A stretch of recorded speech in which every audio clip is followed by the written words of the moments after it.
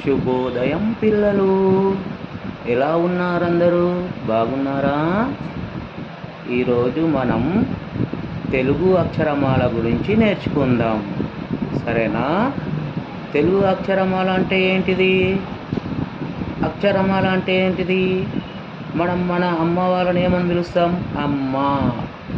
అమ్మ అనే అక్షరం దేంతో మొదలవుతుంది? దాన్నే అక్షరమాల అంటారు. ఈ అక్షరమాలలో 2 రకాలు ఉంటాయి. ఒకటి అచ్చులు, ఇంకొకటి హల్లులు. ఇప్పుడు అచ్చుల వరకు మాత్రమే నేను చెప్తాను.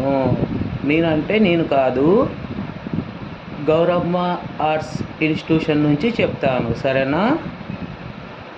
గౌరమ్మ ఆర్ట్స్ ఇన్స్టిట్యూషన్ నుంచి చెప్తాను. గౌరమ్మ ఆర్ట్స్ ఇన్స్టిట్యూషన్లో ఏముంటుంది అంటే మెయిన్గా అన్నీ నేర్చుకోవచ్చు. ఇక్కడ అన్నీ కూడా నేర్చుకోవచ్చు. ఇప్పుడైతే మనం అక్షరమాలకు వెళ్దాం.